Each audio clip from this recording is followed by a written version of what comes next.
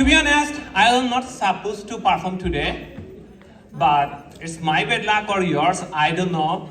I get to meet Mihad this Friday, and he's like, "Bhai, please do a comedy this time." And my usual response was, "Amaro to tel nai." But because I was talking to Mihad, it wasn't came as Amaro to tel nai. Rather, it came out as, "No, I have plans." So please do it. And I realized that this is my last time as a student able to do whatever I wanted to say. I can offend you all without any judgment. So let's do it. To be honest, my reluctance to do comedy is not because I can't do comedy, but because I am afraid to offend you all. To be honest, we are living in a generation where we are all ultra sensitive. Comedy is in attack actually, because now there is a trend who can get offended fast for other people. Last time I was actually making a comedy about Majhar, and Mahdia got offended, and she's like, "You can't say that, I am offended." Now, as far as I know, you guys are not related. Why you guys get offended? Why you get offended for him? Unless both of your names start with M, and unless there is another M word we know, you guys get related with that, you have no right to get offended now. So, there is another problem actually. I am more worried about our next generation. Because these guys got offended with anything. These guys never seen any war, any famine, any drought, any pandemic, or to be honest, they went through a pandemic, but the best they did actually is sitting in front of a computer and collecting their unemployment check and investing it in the crypto. I am also part of that, but these guys can get offended with very simple things. For example, like cyberbullying. You ask any young kid like what you are worried about, what is the worst problem you guys facing, and he'll be like, cyberbullying.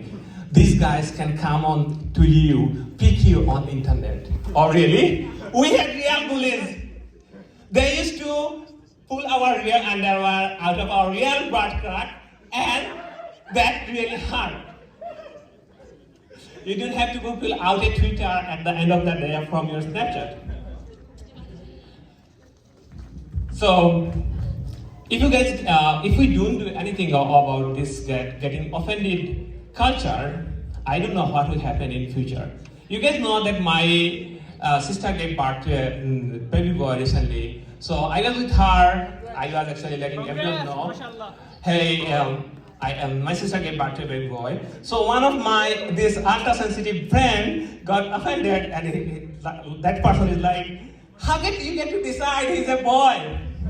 You don't know what's his gender yet." I was like, "Well, I see there is a thing dangling out, and I know how to differentiate a man from a woman, so I used my judgment and decided that he's a boy." And that non-binary person is like, "Well, did you get it consent to declare it male?" I was like, "Well, what next? Should I get a consent from the fetus to give birth to a boy?" Okay. If you are already get offended, I am sorry, I don't know what to do. And if you didn't get offended, and in the goal of not getting anyone offended, today I decided to talk about girl power. Yeah. And I know. Girl power is a really big thing, and to be honest, I realized how much power a girl possesses when I was 3, the day my sister was born. Until now, a girl possesses in every shape and form, in every stage of my life. Growing up, I never got to anything that goes wrong in my house. It's always my fault. Any argument, any fight with my sister, it's my fault. I'm not saying that wasn't my fault. Probably 90% of the time it was my fault. But on those rare occasions when it was not my fault, still I never got a judgment in favor of me. I remember I used to have a Game Boy. When I don't know whether you guys remember what is Game Boy or not. So my sister broke it. So as usual, I was kid. I was screaming at her. What I can do actually, I just screaming. And the next thing I know that she said sorry. No, she will never do that. So next thing I know, she started crying, and my mom is beating me for making her cry. And on that day, I realized the most powerful weapon known to mankind is girls' tears. You know, you can be as strong will you can have, but you can't resist a girl's tear. You have to say yes. And there is another lesson for all these you Gen Zs that my parents used to beat me, and in our generation, most of our used to beat us, and we never get offended. To be honest, let alone getting offended, we can't even cry. My mom used to beat me for not to cry. And the only option is to go to your room and stay on a corner and cry silently, because if you make any sound, then you know there's another round of beating waiting for you. And that way they used to reconcile. Like today's parent will be like, no, say sorry, say do this and this.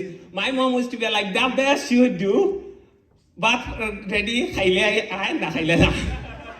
so no, you are in anger, frustration, and you wanna say, no, আমি তোমার বাদ খাইতাম না. But no, your mind wants to say that, but your heart wants to say that, but your mind knows that if you say that, there is another round of beating waiting for you.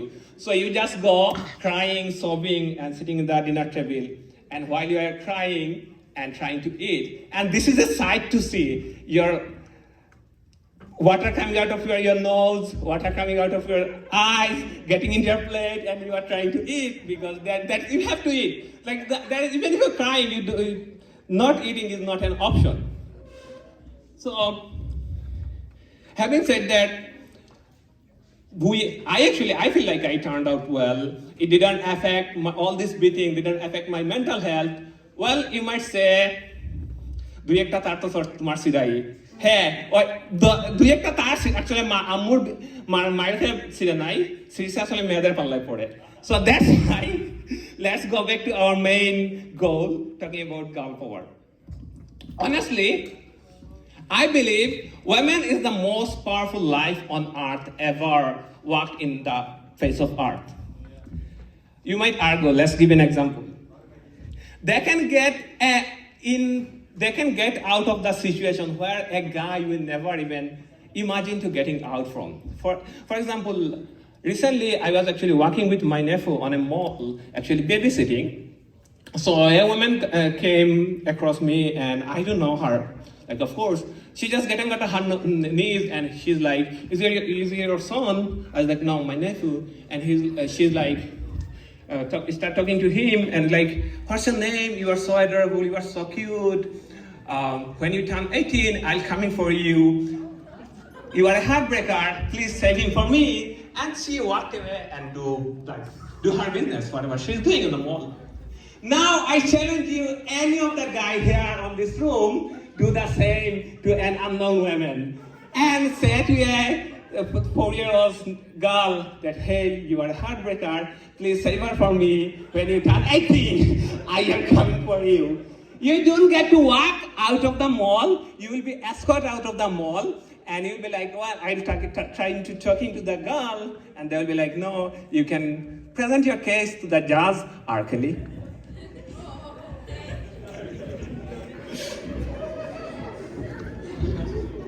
So actually, having said that, girls actually made us boys do things where we will never be imagined to do. Like for example, ফাটাগোলার bathroom singer স্টেজে উঠে গান করা সাহস করে ফেলে মেয়েদের জন্য মিহাদের বাইয়ার মতো বাইয়ারা ক্রিকেট খেলা ছেড়ে দেয় ক্রিকেট খেলা থেকে রিটায়ার করে দেয় শুধু গান পাওয়ার To be honest, when I learned that Mihad got girl power, I was very happy that our Gorontawa will get another supporter. We already for last many years we have only one supporter. So I was like, well, we'll get 2 supporters this year. But now, In order to get one player, a supporter, we also lost our most valuable player in the team. And to be honest, I am not immune to this girl power. আমিও same প্রবলেমই আছি মনে করেন যখন মিহাদ বা উজ্জ্বল আমারে বলে ভাই Batman movie দেখতে যাই মাই রেসপন্স ইজ আমারও তো তেল নাই $25 দিয়ে মুভি দেখতে যাব but when a girl say let's go to a movie I will like okay I got the ticket don't worry I'll get the popcorn and soda too so no I watched it yesterday so no that thing that's a secret. Well, I actually, in my life, there are many girls play the most important role to who am I here. Jokes aside, for example, my ex, like I'm here doing PhD, almost done, it's because of a girl too. My ex, you probably know that, most of you guys know that I used to date a girl for 5 years, one of the most wonderful women I ever known. So we dated in this college. When we graduated, get a job, the response was, of course, letting our parents know. Both of our parents knows. And the problem is, if you are guys ever been to Bangladesh or born in Bangladesh, unless you are a doctor or business cadre, you, as a guy, you are useless. And then the problem was, she's a dentist. That's what I hate you, not. So her dad's response was, what does this guy do? He's not a doctor. And then like my ex, she used to watch a lot of Hindi movies and Bangla movies, whatever. She's like, okay, chalo bege biye kore feli. Kuno সমস্যা নাই, পুরা দিয়েছে না তো কি হইছে করে ফেলবো। But আমিও হিন্দি মুভি কম দেখি না। My response was, no, Simran না। যতদিন আব্বু রাজি না হচ্ছে ততদিন আমি তোরে বিয়ে করবো না। বিয়ে করলে আপুকে রাজি করাই করব তারপর ডায়লগ ছিল কি হ্যাঁ চৌধুরী সাহেব আপনি আজকে ডক্টর না বলে আমাকে রিজেক্ট করলে একদিন ডক্টর হয়ে দেখাবো